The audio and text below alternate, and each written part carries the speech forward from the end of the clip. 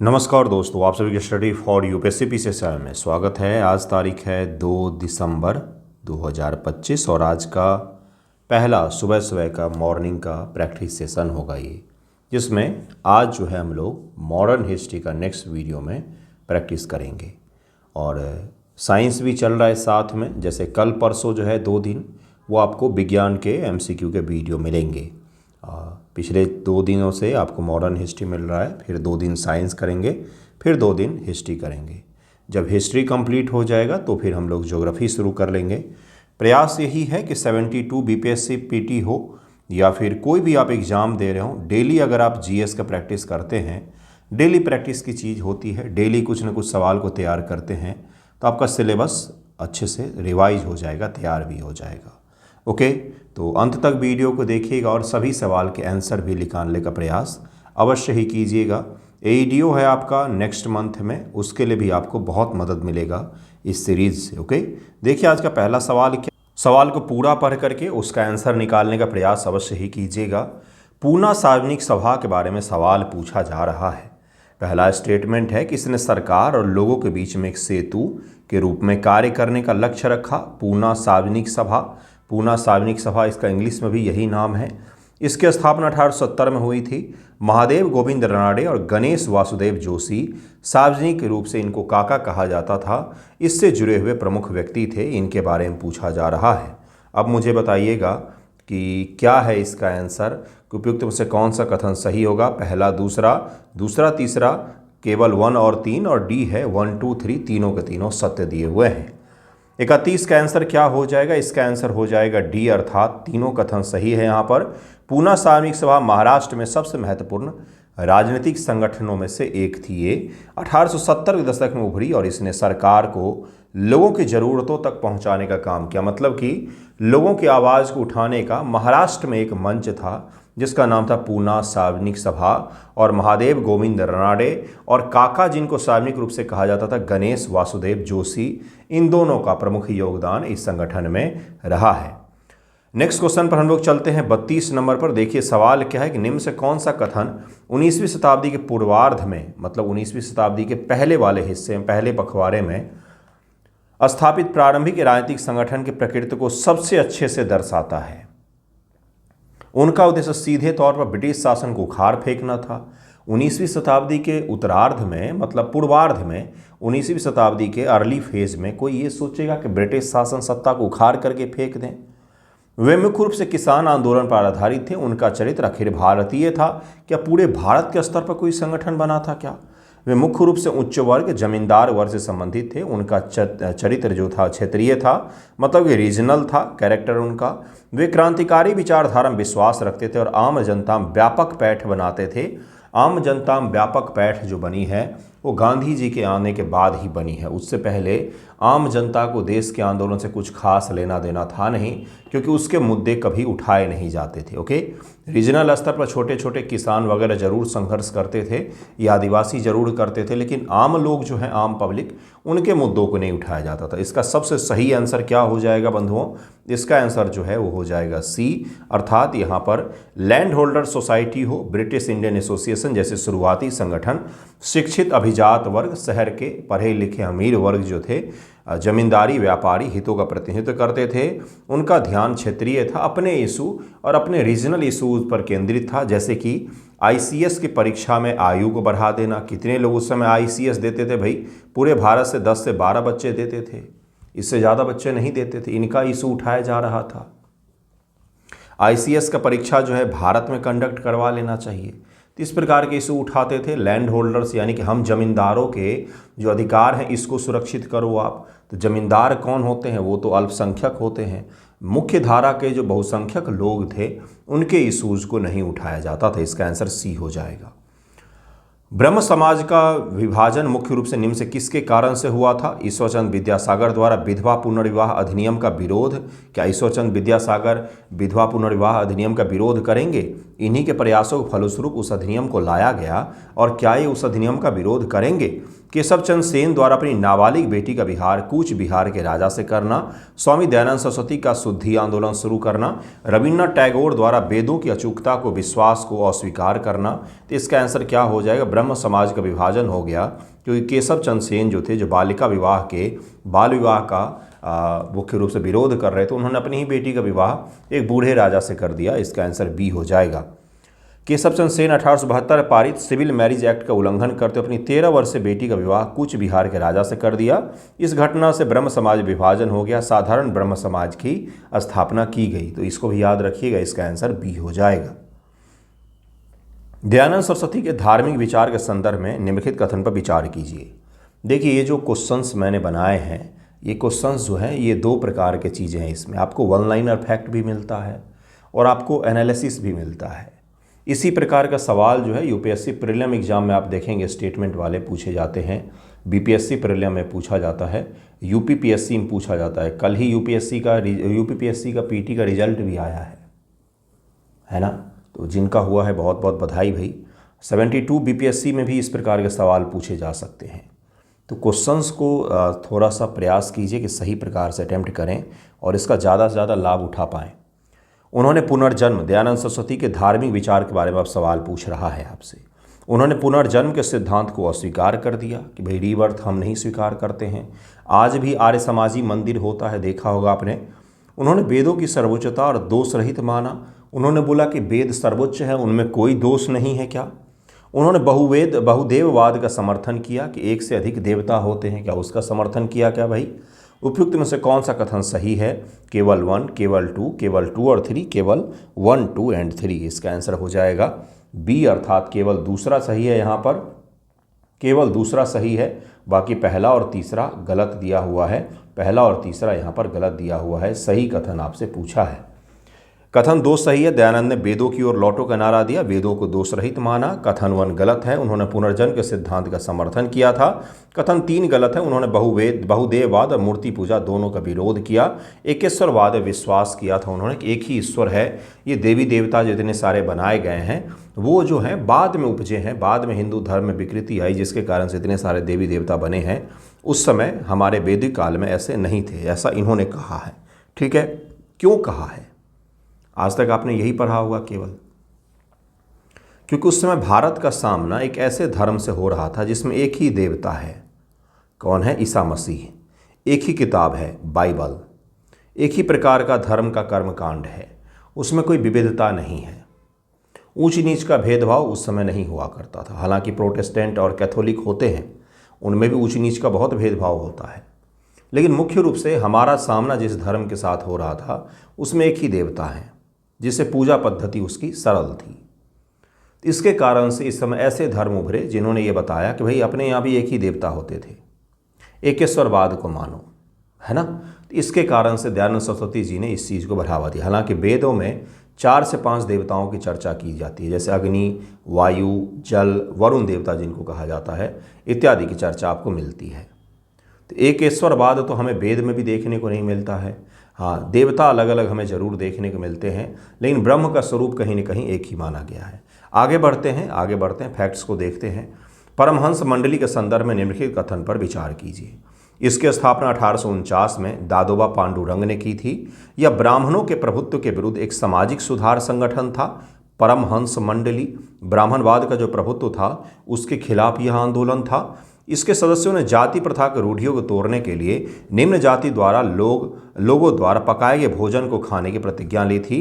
क्या परमहंस मंडली में ऐसा होता है कि वही खाना खाएंगे जो निम्न जाति के लोगों द्वारा पकाया गया हो? इसका आंसर क्या हो जाएगा? 3 स्टेटमेंट 4 यहाँ पर दिए गए हैं, आंसर में से निकालिएगा। केवल 1, केवल 2 और 3, केवल 1 एंड 3 और 1, 2, 3 तीनों यहाँ पर। इसका आंसर क्या हो जाएगा? इसका आंसर हो जाएगा डी। तीनों के तीनों यहाँ पर सत्य दिया हुआ है। तीनों कथन सही है। परमहंस मंडली एक गुप्त समाज था जिसने महाराष्ट्र में जाति प्रथा को समाप्त करने के लिए साहसी कदम उठाए, जिसमें सामूहिक भोजन, विभिन्न जातियों द्वारा पकाए गए भोजन को खाना भी शामिल किया गया था। इसका आंसर डी हो जाएगा। थोड़ा सा मैं आपको यहाँ पर कॉन्सेप्ट भी दूंगा, अपना काम ही है वही।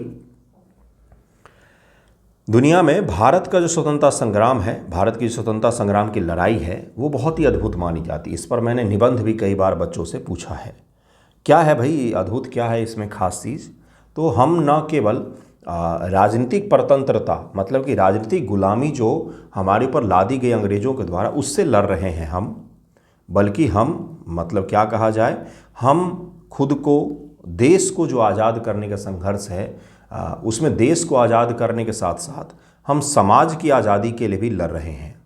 अर्थात हम औपनिवेशिक शक्ति और देश के अंदर में जो शक्तियां हमारे देश को कमज़ोर कर रही हैं, उन दोनों से साथ में लड़ रहे हैं। औपनिवेशिक शक्ति तो भाई ब्रिटिश हो गए, उनसे लड़ना फिर भी आसान था, लेकिन समाज के अंतर्गत ऐसे कई सारे कुप्रथाएं थीं जो हमारे देश को अंदर से जकड़े हुई थी। ये तो बाहरी जकड़ है, इन्होंने तो बाहर से हमें जकड़ रखा था।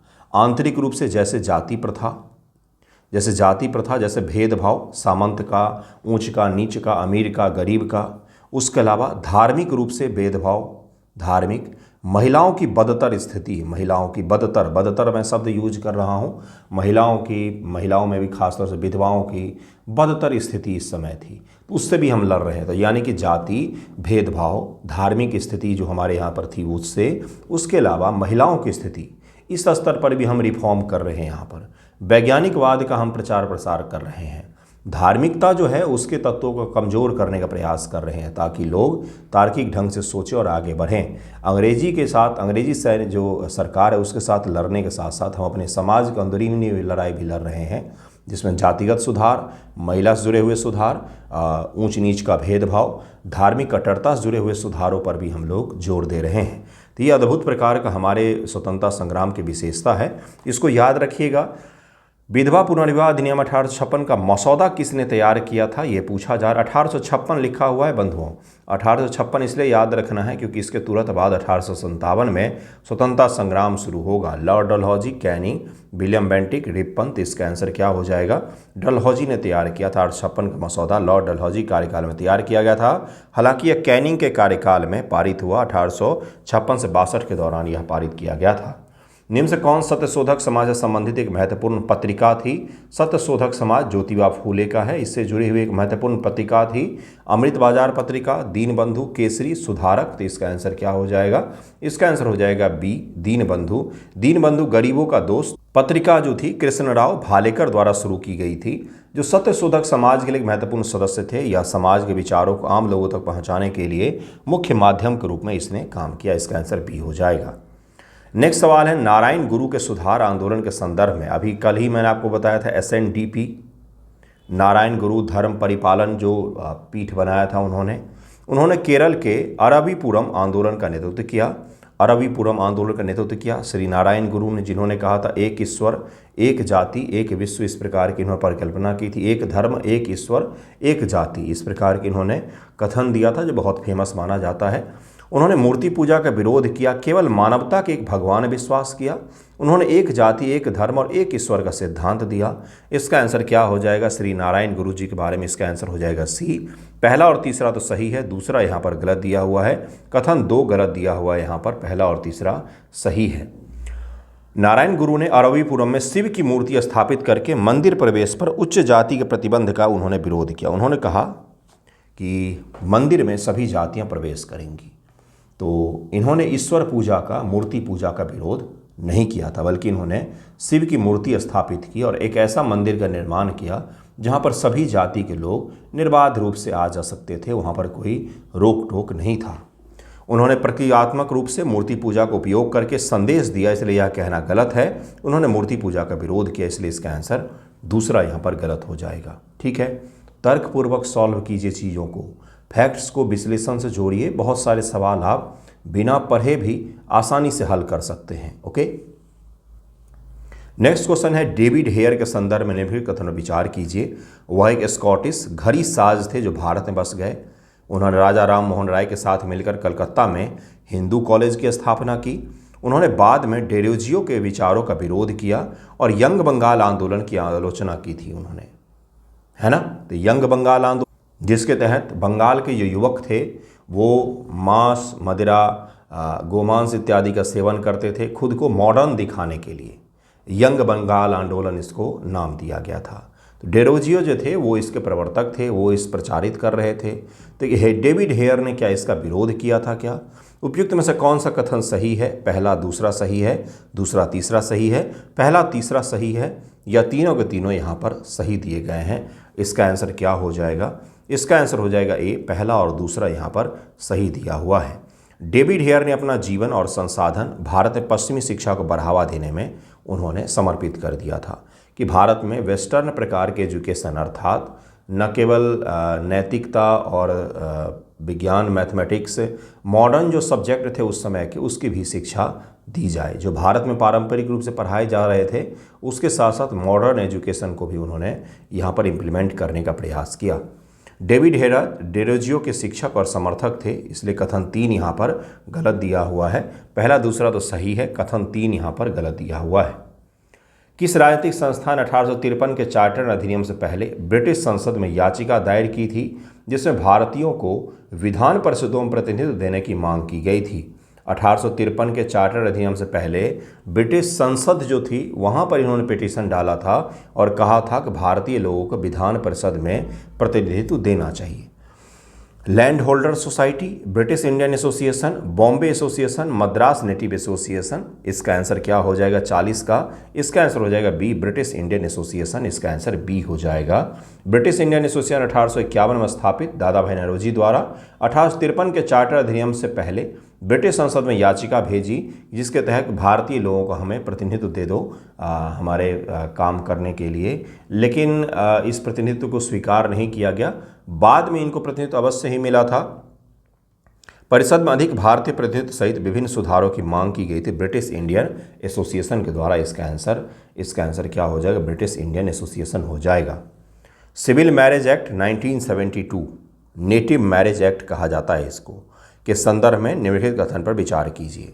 इसने बहुविवाह को अवैध घोषित किया, इसने अंतरजातीय विवाह को वैध बनाया, इसने विवाह की न्यूनतम आयु लड़कों के लिए 18 और लड़कियों के लिए 14 निर्धारित की। क्या 18 और 14? उपयुक्त में से कौन सा कथन सही है? केवल 1 सही है, केवल 2 और 3 सही है, पहला और दूसरा सही है, 1 2 3 तीनों के तीनों यहाँ पर सही दिए गए हैं। इसका आंसर क्या हो जाएगा 41 का? इसका आंसर हो जाएगा डी, तीनों सही है यहाँ पर। Native marriage act 1872 civil marriage act Keshav Chandra Sen के प्रयासों के कारण से पारित हुआ। इसने इन प्रगतिशील बदलावों को लाया जिसमें अंतरजातीय विवाह को वैध बनाना शामिल था। इसका आंसर डी हो जाएगा। 1 2 3 तीनों सही हैं यहाँ पर। निम्नलिखित में से कौन सा कथन एनी बेसेंट द्वारा भारत में शुरू किए गए सुधार कार्यों के संबंध में सही है, यह पूछा जा रहा है। एनी बेसेंट महोदया के द्वारा उन्होंने कई सारे प्रयास किए थियोसॉफिकल सोसाइटी के द्वारा, जैसे होम रूल लीग आंदोलन, उनका बहुत बड़ा योगदान माना जाता है।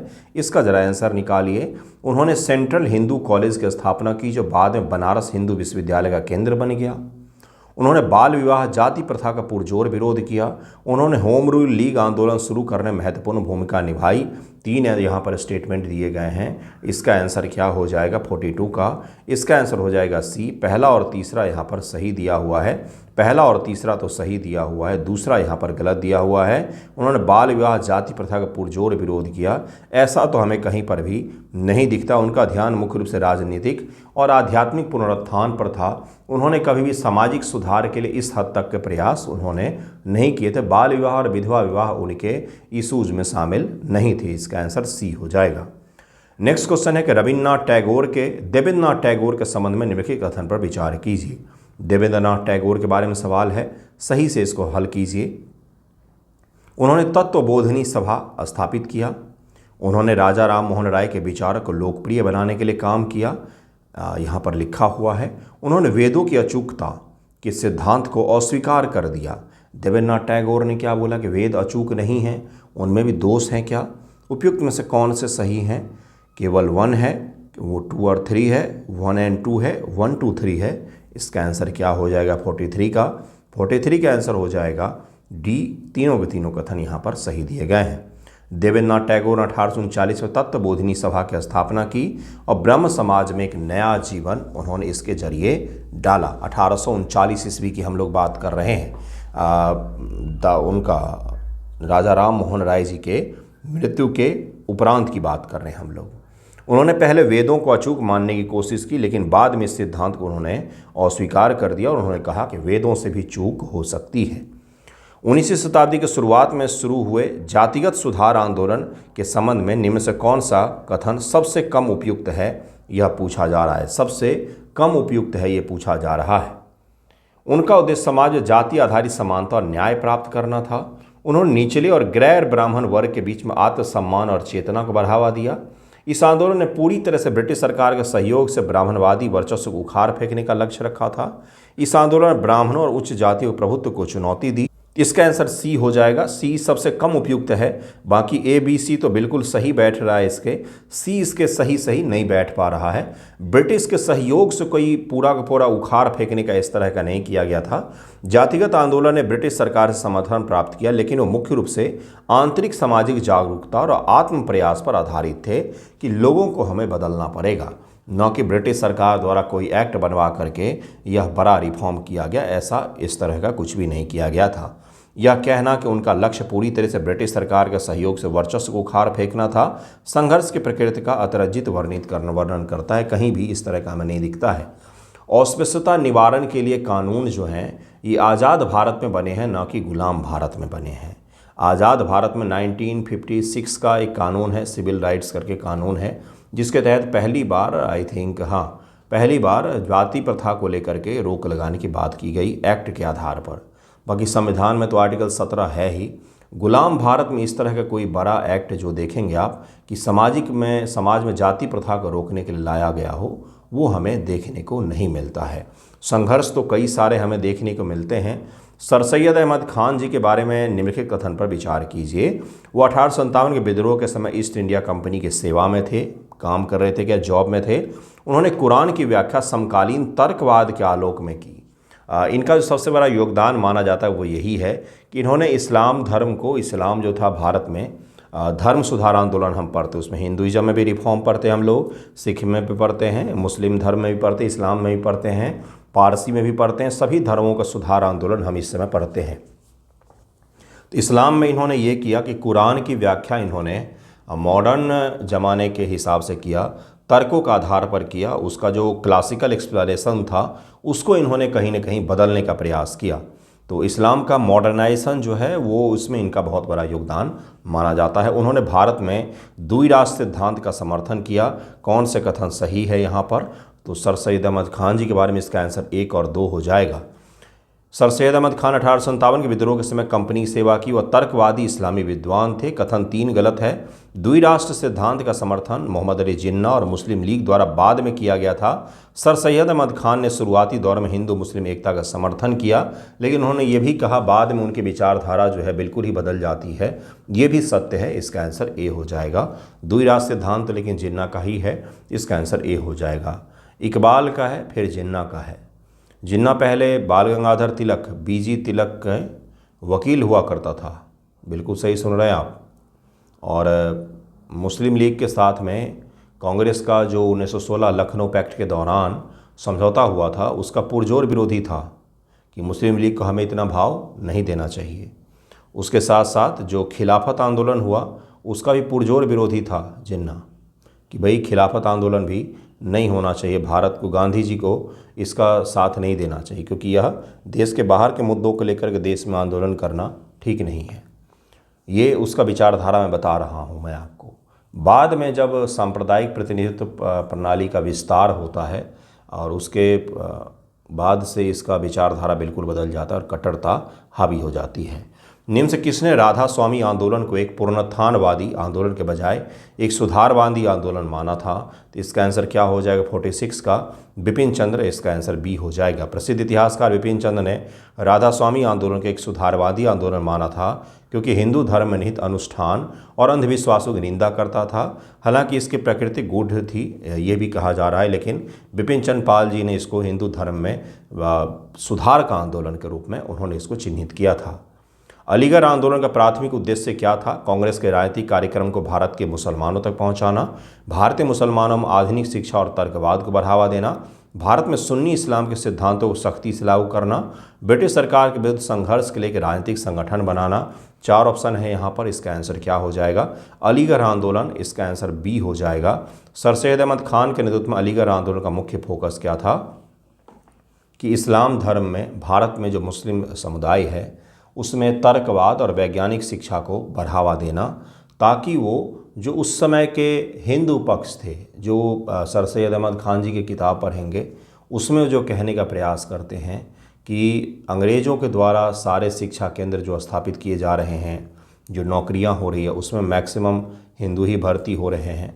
हम मुसलमानों को अपने धर्म को फिर से एक्सप्लेन करना चाहिए, शिक्षा प्राप्त करनी चाहिए, वैज्ञानिक सोच के साथ आगे बढ़ना चाहिए, ताकि जिस समाज में हम रह रहे हैं उसमें हम compete कर पाएँ, उसमें हम रूढ़िवादिता और कट्टरता के साथ पीछे ना रह जाएं। तो ये सर सैयद अहमद खान जी का क्या था, तो उद्देश्य था जो मैं आपको बताने का प्रयास कर रहा हूँ। इसको समझने का प्रयास कीजिएगा, कभी भूलेंगे नहीं। बढ़ावा देने के प्रेरित करना था ताकि वे सरकारी नौकरी में हिंदुओं के साथ प्रतिस्पर्धा कर सके। अब आप समझिएगा, यही मैंने आपको बताने का प्रयास किया है। जस्टिस पार्टी और आत्मसम्मान आंदोलन के बीच एक महत्वपूर्ण समानता क्या थी? जस्टिस पार्टी और आत्मसम्मान आंदोलन ये पेरियार का था। दोनों ने महात्मा गांधी के नेतृत्व में काम किया। दोनों का उद्देश्य गैर ब्राह्मणों के लिए सामाजिक और राजनीतिक समानता प्राप्त करना था। दोनों ने ब्रिटिश शासन को समाप्त करने के लिए क्रांतिकारी तरीकों का इस्तेमाल किया। दोनों का मुख्य फोकस उत्तर भारत के राज्यों पर था, बिल्कुल भी नहीं। दोनों के दोनों दक्षिण भारत, मुख्य रूप से तमिल प्रदेश से जुड़े हुए आंदोलन थे। ब्रिटिश शासन को समाप्त करने का इनका कोई ऐसा योगदान नहीं था। ये सामाजिक सुधार के आंदोलन है। हाँ, इसका आंसर क्या हो जाएगा? बी इसका आंसर हो जाएगा। गैर ब्राह्मणों के लिए सामाजिक और राजनीतिक समानता को प्राप्त करना चाहते थे, इसका आंसर बी हो जाएगा। दरअसल में दक्षिण भारत में, जैसे उत्तर भारत में तो बहुत सारी जातियाँ होती हैं, ब्राह्मण, राजपूत, वैश्य और शूद्र होते हैं उत्तर भारत में। दक्षिण भारत में ऐसा नहीं होता। दक्षिण भारत में दो ही जातियां होती हैं मुख्य रूप से। प्राचीन समय से अगर हम लोग देखें तो दो ही होती है। एक होते हैं ब्राह्मण, उच्च वर्ग जिनको कहा जाता है, एक होता है निम्न वर्ग। एक होता है निम्न वर्ग, वहाँ पर बीच में कोई वैश्य और जो राजपूत हैं, क्षत्रिय जिनको कहा जाता है, इस प्रकार की चीज़ें नहीं होती। वहाँ पर उच्च वर्ग होता है, निम्न वर्ग होता है, दो ही वर्ग होते हैं। और वहाँ पर एक चीज़ और है, वहाँ पर हिंदू धर्म में भी, मतलब कि हिंदू समुदाय में भी, हिंदू धर्म मानने वाले लोगों में भी कजन मैरिज होते हैं दक्षिण भारत में। बिल्कुल सही सुन रहे हैं आप। जैसे मुस्लिमों में होता है जनरली कजन मैरिज, लेकिन दक्षिण भारत के हिंदू फैमिलीज़ में भी कजन मैरिज होते हैं, आज भी होते हैं। आपने अगर फिल्म वगैरह देखा होगा तो उसमें भी दिखाया जाता है कई बार कजन मैरिज दक्षिण भारत के परिवारों में, हिंदू परिवारों में भी होते हैं। तो ये थोड़ा सा सामाजिक स्थिति वहाँ का अलग है उत्तर भारत से। दोनों ही आंदोलन दक्षिण भारत में गैर ब्राह्मणों के सामाजिक और राजनीतिक उत्थान के लिए काम कर रहे थे। दोनों का मूल उद्देश्य गैर ब्राह्मण जातियों के लिए समानता सुनिश्चित करना था। इसका आंसर बी हो जाएगा। नेक्स्ट क्वेश्चन है कि निम्न से किसने भारत महिला शिक्षा को बढ़ावा देने के लिए 1 लाख रुपए की अपनी निजी संपत्ति दान कर दी? ईश्वरचंद्र विद्यासागर, जेईडी बैथून, डीके कर्वे, राजा राम मोहन राय। तो इसका आंसर क्या हो जाएगा? इसका आंसर क्या हो जाएगा महिला शिक्षा के लिए? इसका आंसर हो जाएगा जेईडी बैथून। इसका आंसर बी हो जाएगा। जेईडी बैथून जो बंगाल के गवर्नर जनरल की काउंसिल के सदस्य थे, ने भारत में आधुनिक महिला शिक्षा को बढ़ावा देने के लिए 1849 में कलकत्ता फीमेल स्कूल, बाद में बैथून स्कूल की स्थापना के लिए अपनी संपत्ति दान कर दी थी। इसका आंसर बी हो जाए। नेक्स्ट क्वेश्चन पर चलते हैं। अभी जो मैंने आपको कजन मैरिज वाला बताया, उसमें दरअसल में जैसे कर्नाटका है तो वहाँ पर 15 से 16% परिवार हैं जहाँ पर कजन मैरिज होता है। कजन मैरिज का मतलब चाचा के बाल बच्चों से नहीं होता है, बेटी बेटियों से, बल्कि मदर पक्ष में, जैसे मामा की बेटी से या बुआ के बेटी से या बेटा से, इस प्रकार से होता है। ठीक है। निम्नलिखित संगठनों को उनके गठन के स्थान के अनुसार सुमेलित कीजिए। नेक्स्ट क्वेश्चन है, ध्यान से इसको कीजिएगा। पूना सार्वजनिक सभा Calcutta, Indian association Bombay, Bombay presidency association Poona. अब आपको मैच करना है कि कौन सा कहाँ पर स्थापित हुआ। बहुत आसान है, ये तो आसानी से कर ले जाएंगे। इसका आंसर क्या हो जाएगा? इसका आंसर हो जाएगा बी का 1। पूना सार्वजनिक सभा पूना में, इंडियन एसोसिएशन कलकत्ता सूर्यनाथ बनर्जी के द्वारा, और बॉम्बे प्रेसिडेंसी एसोसिएशन बॉम्बे में स्थापित हुआ 1885 में। और 1885 में कांग्रेस की स्थापना हुई तो इसका विलय कर दिया जाता है उसमें, और यह संस्था खत्म हो जाती है। नेक्स्ट क्वेश्चन है, नेक्स्ट क्वेश्चन नहीं है, आज तो 50 तक आ ही गए हम लोग। इसमें यह कंप्लीट हो गया। छोटा सेशन रहा आपका, लेकिन काफ़ी इंटरेस्टिंग है ये, इसको ज़रूर कर लीजिएगा जितने मैंने करवाए हैं। अब कल जो है हम लोग बायो के क्वेश्चंस या साइंस के क्वेश्चंस करेंगे। केमिस्ट्री में शायद करवाऊँगा। बायो के 2 वीडियो आए हैं, केमिस्ट्री के 2-3 वीडियो लाऊँगा मैं। उसके बाद फिर से हम लोग बायो शुरू करेंगे, क्योंकि बच्चों का जो गलत होता है ना, वो सबसे ज़्यादा आपका बायोलॉजी और केमिस्ट्री के पक्ष में ही गलत होता है। इन दोनों को हम लोग सही करेंगे, प्रयास करेंगे। प्रैक्टिस अच्छे से कीजिएगा। और वीडियो शेयर कर दीजिए अगर आपको पसंद आए तो। ऐसे बच्चे जो डेली प्रैक्टिस करना चाहते हैं उनके साथ शेयर कर दीजिएगा। थैंक यू सो मच आप सभी का वीडियो देखने के लिए।